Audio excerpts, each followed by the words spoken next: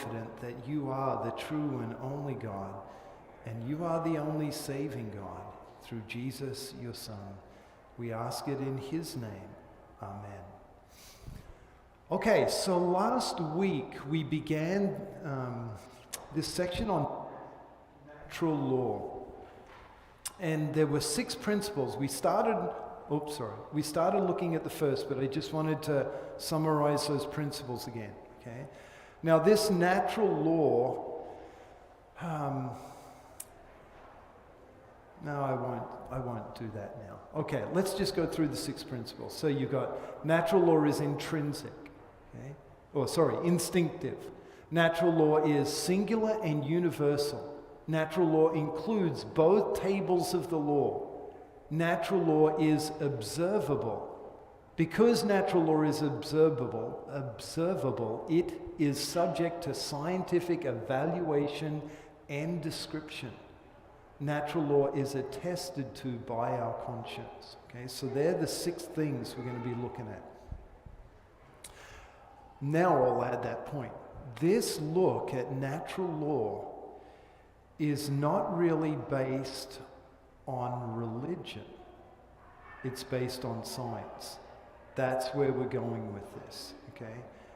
So you'll get to that. There's overlap, don't get me wrong, but from the perspective of this presentation, this is looking at the scientific evidence for natural law. Okay?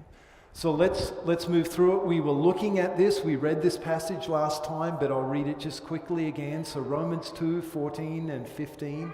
In fact, whenever Gentiles who do not have the law do by nature what the law requires, even though they do not have the law, they are a law for themselves. They demonstrate the work of the law that is written in their hearts, since their conscience also bears witness as their thoughts go back and forth, at times accusing or at times even defending them. And so we were looking at the key words, so by nature.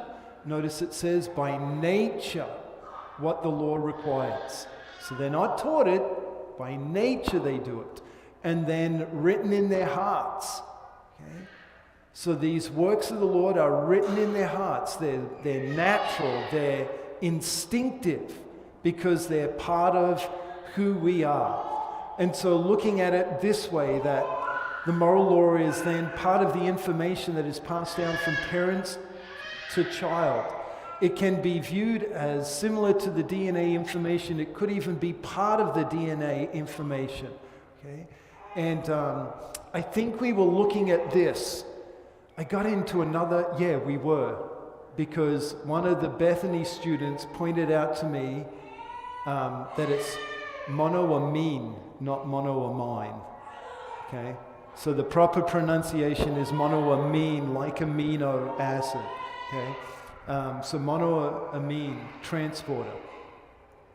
So this whole idea of the God gene, and there's actually a push in genetics to try and eliminate this God gene, this part of our genome that enables us to comprehend or think about the supernatural, those types of things. Okay, so we've settled on that. The natural law is instinctive by nature. Now, natural law is singular and universal. Okay? So singular means that there is only one. Okay? And universal means that it is for everyone.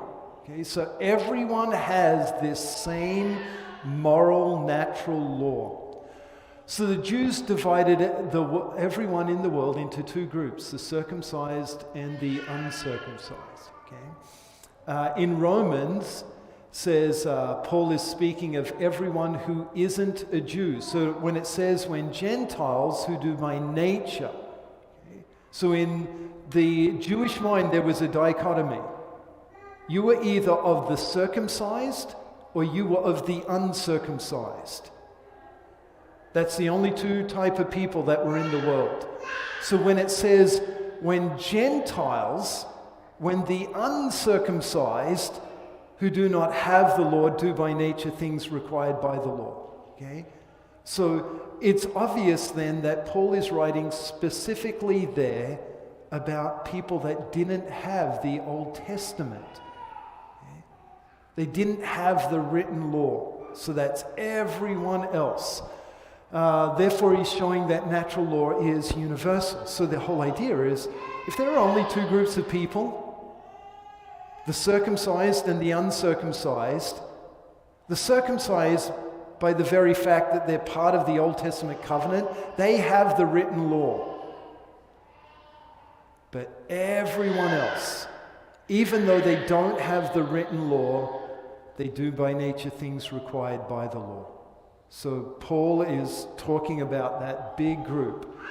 Therefore, that's showing then that God's law is universal.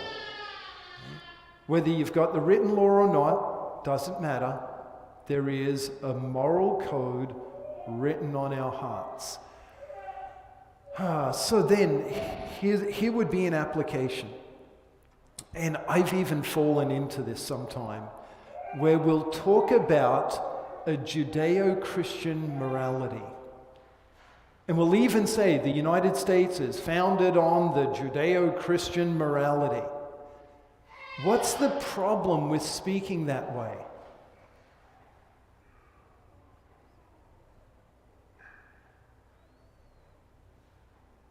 Emily.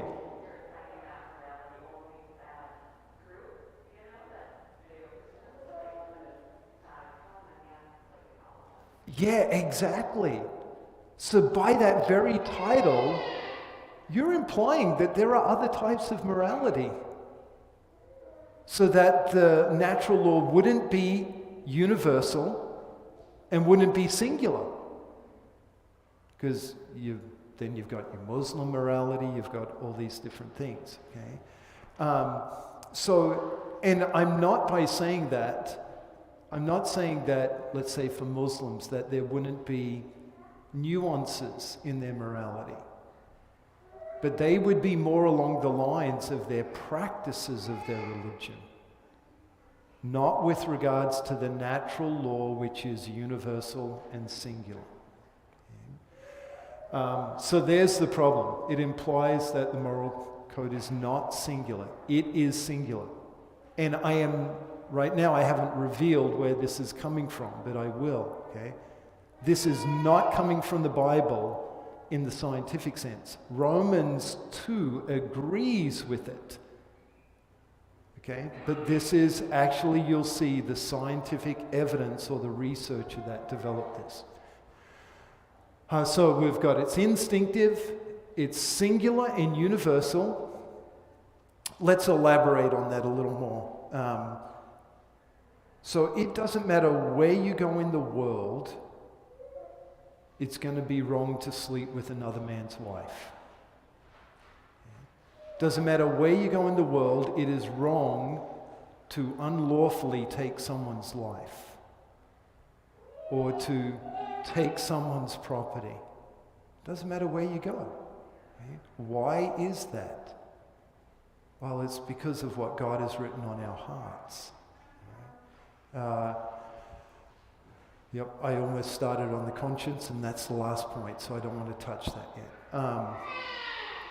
So the fact that we have the same basic building blocks for society, it points to something much bigger than just people arrived at that conclusion. Why didn't we arrive at a whole bunch of different conclusions?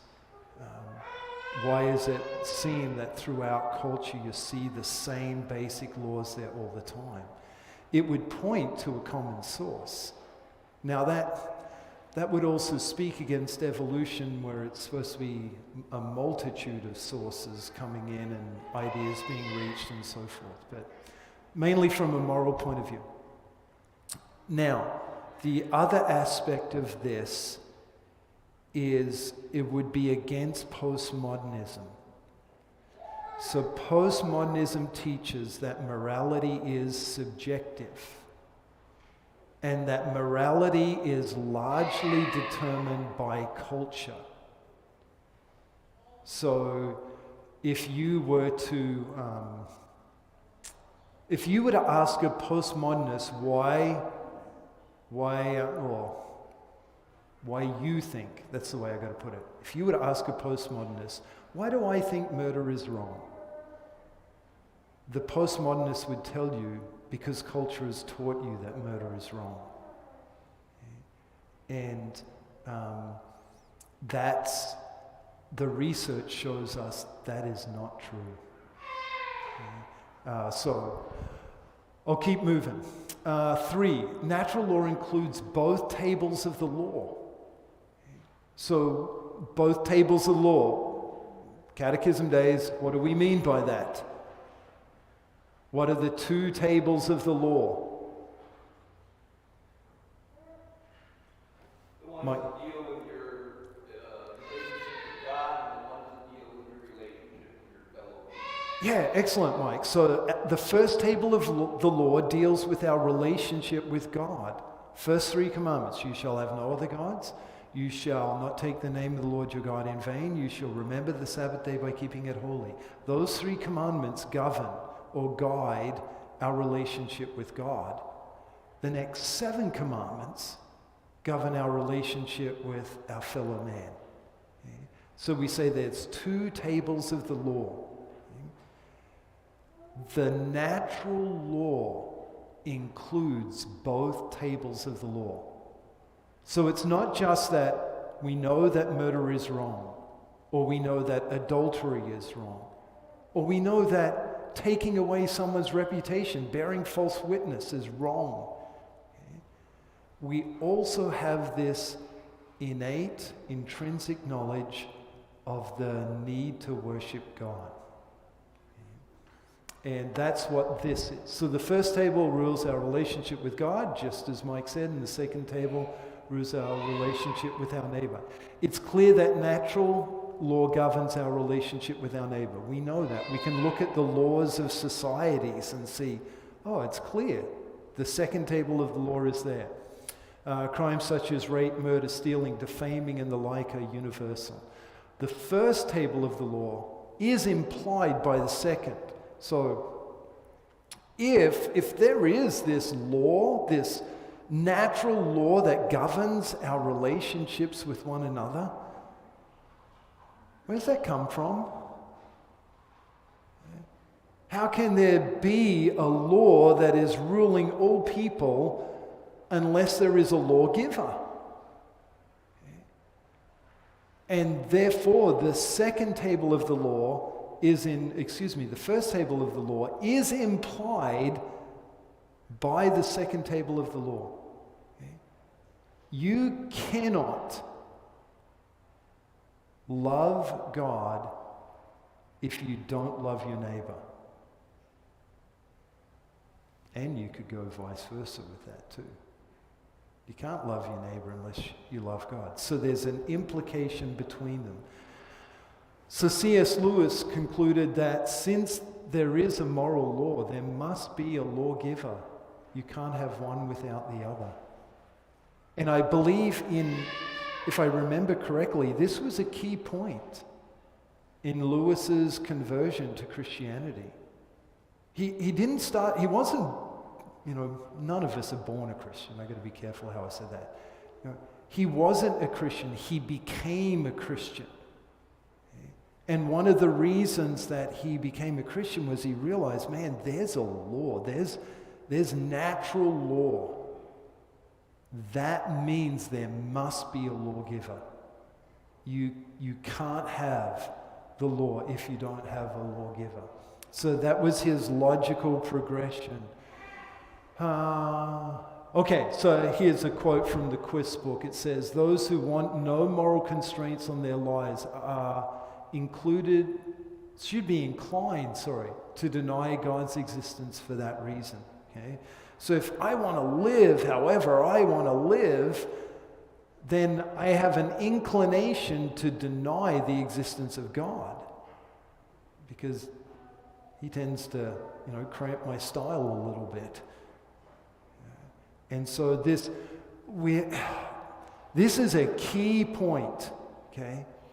Because the real drive for evolutionism And I would say especially its promotion is this point here. It'll come under the guise of science, but that's not really what it's about. There's this key issue. If there is no God, then I can live however I want. If there is no law, then there's nothing stopping me from doing whatever I want to do. Okay? So these things are intimately connected. Next one, Dostoevsky's Ivan. If there is no God, then everything is permitted, everything is lawful. And Dostoevsky, he wrote about really the weaknesses, that's too weak a word, the evil aspects of the reign of communism in Russia. And this was one of the great evils that his character Ivan in his book discovered. If there is no God, everything is lawful. You can do whatever you want. And just think of the horrors that went on under the communist regime in the Soviet Union. I mean, tens of millions of people were starved to death. Deliberately starved to death. You know, I thought communism was about the common good of all, right? Oh, we don't like them, we're going to starve them to death. Terrible. There's carts, oh man, carts were wheeled down selling human body parts for people to eat. That's how bad it was. How could you do that? Well, if there is no God, then there's no evil. You can do whatever you want. And that's exactly what they did. The average Russian woman would have 7 abortions. The average Russian woman would have 7 abortions. It was a form of birth control. Who cares? It's not murder. Do whatever you want. Just terrible. Okay, so we've got instinctive, we've got it singular and universal, both tables of the law. I would elaborate on that one further step, okay? And I didn't do it in the slide here. When we look at the religions of the world and we compare them to Christianity, what's the biggest difference?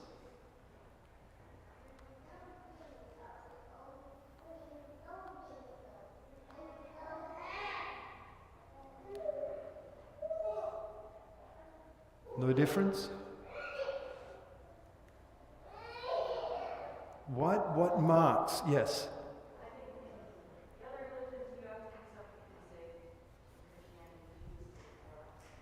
Okay, yeah, that's exactly right, Laura. The world religions do not know grace. All world religions, certainly as a generalization, most world religions are purely based upon works. Christianity is unique in God's gracious forgiveness of sins in our substitute, Jesus Christ, okay? Why? Why is that the focus or the primary focus of world religions?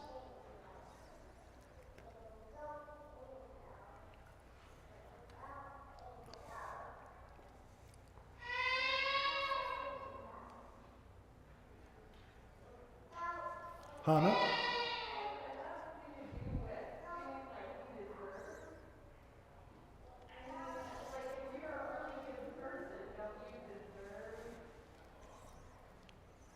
Yeah, if you are a really good person, I suppose you would deserve, but that's exactly the line of thinking that people go down.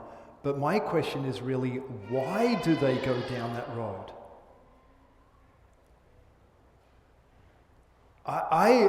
Here's a challenge for you. If you know you have a friend who is an unbeliever, okay, or just an acquaintance, ask them if good people go to heaven and bad people go to hell. Okay?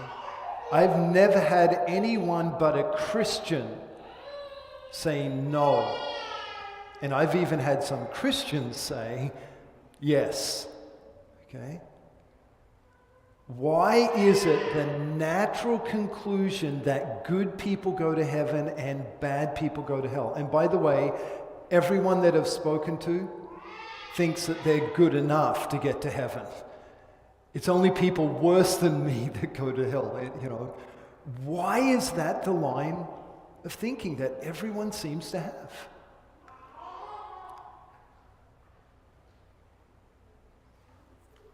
Ken? Yeah, it's exactly right. Natural law. Okay? The natural law teaches you not only how to love your neighbor, but how to love God. And so we have this innate sense we need to be worshiping something. And as we search our nature, the only thing we have is the law. And so all human religions are shaped by natural law. They know nothing of grace. Grace is foreign to us. It's alien, outside of us. Okay? So I'm not surprised when I look at the world's religions that you would see this marked difference between them and Christianity. Now the world looks at Christians from the point of view of the law and says, you're just the same as everything else. They only see the natural law. Okay? So it's not surprising that, I dare use the term, Islamic morality and Christian morality are similar. Similar. They're not the same, and we won't dig into that. They're the same because of natural law. The morality of Christianity is in perfect harmony with the natural law. I wouldn't say that's true of Islamic law, but there are so many similarities there that someone would look at it and think, well, they're really teaching the same thing. Okay? Natural law is the connection between all the world religions. Okay? Now, there's one other application which I didn't put in the slides either. Luther once said, the law is a constant guest in our hearts. We need to recognize that wherever we go, God's law written on our hearts is there. Okay? The gospel is outside of us. It's not always present in our heart. And that means that hearing the gospel, reading the gospel, okay, on a regular basis is so important. Because the law is always with us. It's always condemning us. It's always pointing out what we've failed to do and who we've failed to be. And our conscience is there constantly reminding us of the things that we've done wrong. And our natural way of thinking is, I've got to be good to get to heaven. It's that foreign message, the message from God, that through Christ our sins are forgiven. That's what we need to hear again and again and again. That's why church attendance is so important. That's why reading the Bible, I don't want to burden consciences, but daily, so important. You're not going to hear from your heart that Jesus loves you. God has to speak that to you from outside yourself. God has to declare that your sins are forgiven because his son bore them and paid for them on the cross. Okay? So recognizing that the gospel is not part of our nature, but the Ten Commandments are. And as the Bible says, the letter kills. The law kills. Only the gospel gives life. So receiving that gospel on a regular basis is so important for the Christian. It's important for everyone, really, but for the Christian, if I want to stay in the faith, I know that this power comes from outside of me. I'm not going to find it inside. I need God to continually come to me and work this faith, create this faith in me. Okay? So understanding that about our nature, that we've got the 10 Commandments written on our heart, and they're with us all of the time. The gospel is not with us all of the time. It's in the word and sacraments. So if we want to dwell in the gospel, we need to dwell in the word and in the sacraments. That's the source of life for the Christian. I could add one more point there. The fact that there are world religions based on natural law proves that both tables of the law are part of the natural law. Otherwise, why would men create false religions? Then, law is observable. So Romans 2:15, it says they demonstrate the work of the Lord that is written in their hearts. They demonstrate. If something is demonstrated, that means it's visible. That means it can be observed, studied and defined, and so it can be seen. C.S. Lewis said, the most remarkable thing is this: whenever you find a man who says he does not believe in a real right and wrong, you will find the same man going back on this a moment later. He may break his promise to you, but if you try breaking one to him, he will complain it's not fair before he can say Jack Robinson. That's an English term, right? Before you can say Jack Robinson. I don't think I've ever heard an American say that. But people in Australia will say it. Oh, okay. Sorry, I got diverted. So this whole idea, I think President Molstad once used it this way, something about a bull being gored.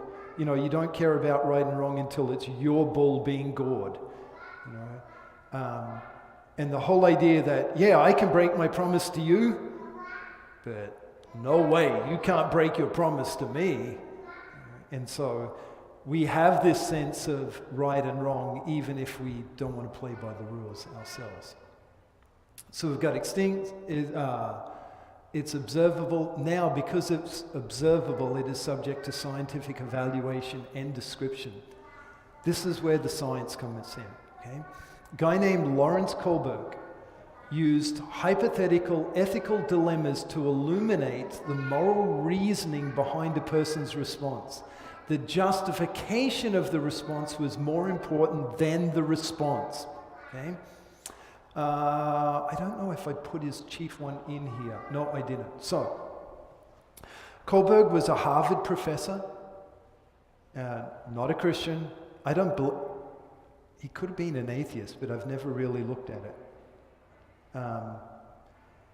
He researched, and his research was largely geared towards education. We may touch on that in a little bit here. And he studied around the world on moral dilemmas. So one of his key ones was this. Hans, I can't remember if he even names the wife, but Hans' wife is sick.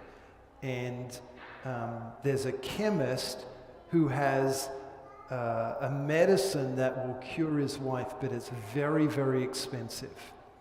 And Hans went and he tried to raise enough money from his family and friends and couldn't get enough money to buy the medicine.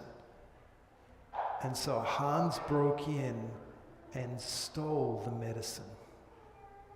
Okay. I think part of it is also that he tried to plead with the chemist to sell it for him cheaper, and the chemist said, nope, I've researched this, I can make whatever money I want off it. Okay, so Hans broke in and stole the medicine. Then the question is, did Hans do the right thing or not, and why?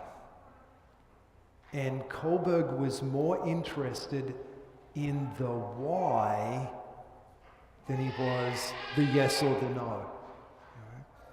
And so he was looking at moral reasoning. What's the reasoning for the decision that you make? And his research showed 6 stages of moral development in a person. Okay? So, stage 1 is avoid pain. And here's where the education comes in. Children are the first 2.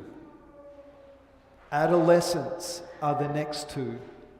Adults are supposed to be 4, 5, and 6. Okay? So, stage 1 is avoid pain. Okay? Think of a baby. How do they normally learn? Baby or a small child? Ouch, that hurts. Not going to do that again. Okay? So stage 1 is that. It hurts. I'm not going to do it. So that person will do anything that doesn't hurt. Okay? They'll break the law as long as they don't get caught. The problem isn't breaking the law. The problem is getting caught. Because then the pain starts. Okay? So whatever they get away with. So a person that, would you rob a bank if you could get away with it? The person that says yes to that, stage 1. Okay? They're infantile in their moral development. Then 2, meet your needs or do what's good for you. So if someone is driven by, well, this is good for me, I'm going to go ahead and do it regardless of the consequences. That's a low stage. So a child takes the last cookie, okay, regardless of the fact that there are 5 other kids that would like that cookie. I'm going to do what's good for me. I'm going to meet my needs. Okay? And that largely is promoted in our world today. Just do it. Whatever is good for you, you do that. Your marriage, make sure it's good for you. Life is supposed to be good for you. Look after number 1. Stage 2, moral development. Okay? Then 3, conformity. So this would be like peer pressure. So I'm going to conform with the people around me, and whatever they think is good, whatever they think is right, that's what I'm going to follow. 4 is law and order. This is getting more toward right and wrong. So it's a step up from conformity, because in one sense stage 3 would be okay if you're surrounded by good people. If the people around you are giving you good advice and so forth, okay, I'm going to conform to that. But this is a step further than that, acknowledging that there is right and wrong and that we want law and order in society. Okay? A lot of people will meet this requirement. The next one is a social contract. And so this is, of Kohlberg's research, this is the first of the, well, I shouldn't say adult stages because he says many adults don't get here. But the idea that your decisions impact those around you. So there's a social contract, a social awareness that I'm not just an individual. I belong to a community, and my decisions as an individual are going to affect the community. And so, how should I behave? What should I do? What is right or wrong? Yes, this would be good for me, but it would be bad for the community, so I'm not going to do it. Those types of moral processes. Then stage 6 is universal moral standard. And you could summarize that universal moral standard as love. Kohlberg would say the golden rule of do unto others as you would have them do unto you is in this sixth stage of moral development. So that type of person with that moral development asks if, let's say there's an interaction between that person and another, and it's a moral dilemma, he or she would ask themselves, what would I want them to do if I were in their shoes? Or what would, if the roles were reversed, what would be the loving thing to do in my perspective? Okay? And I've got to keep an eye on the time. Oh, we've got 4 minutes. Okay, that's not so good. So here are the six, that's a summary of the 6 stages. Okay? And this moral development isn't... You could have parts of your life where you're at a 6. And you could have parts of your life where you're at a 1. It's not like once you make it to 6, then you're there.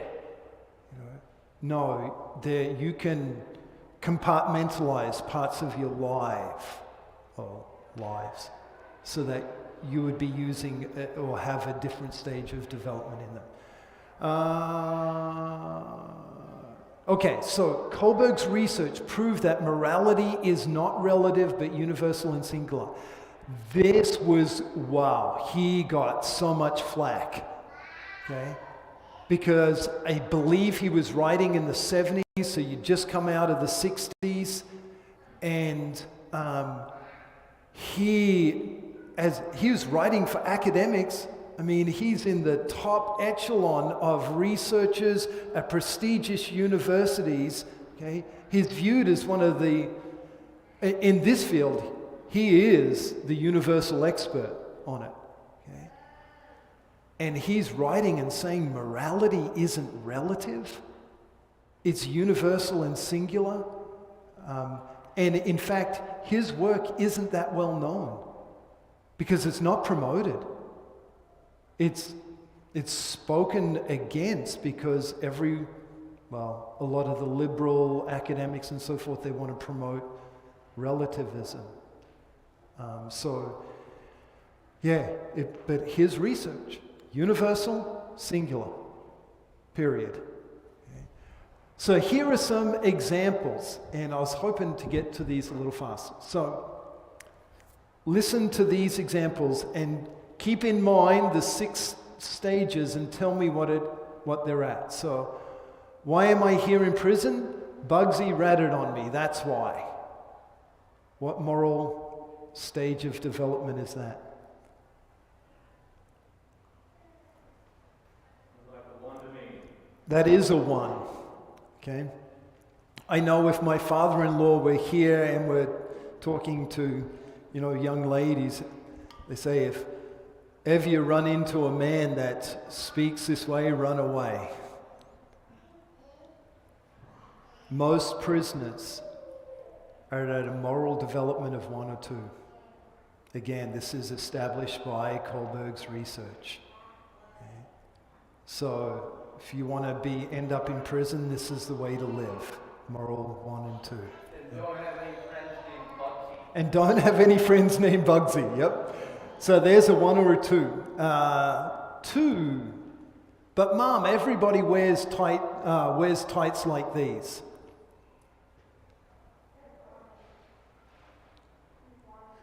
That'd be a 4. Yep. 3. Sorry. 3. Conforming. Okay. There's the peer pressure. That's conforming. So what do you do when you're speeding and you notice the highway patrol at the side of the road? No one ever gets that jump, right? What's that? It's a 1. Yeah, avoiding pain, right? Yeah. Oh, Yeah, I've had that a time or two. 4, statement made to the German stormtroopers during the Nazi occupation of Holland in 1941. I cannot tell a lie, the Jews are under the table. What's that?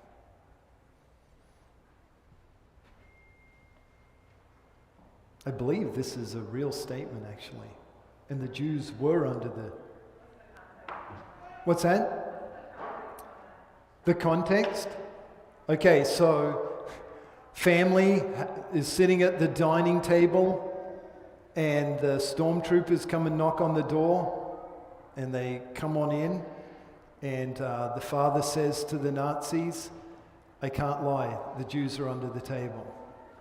Stormtrooper actually looked under the table and they weren't there, so they thought he was,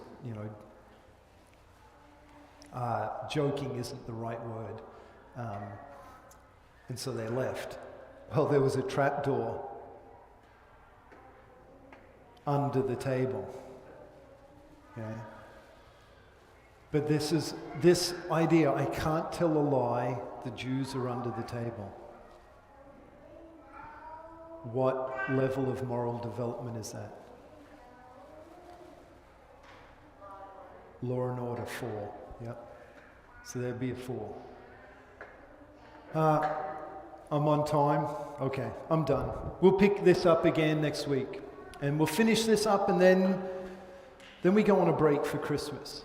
After Christmas, when we come back in the new year, we're going to leave this apologetic stuff behind and we're going to be looking at the book of Revelation. So next week will be our last one on natural law. I think we'll finish a little early, but we'll see how we go. Let's sing the doxology. Praise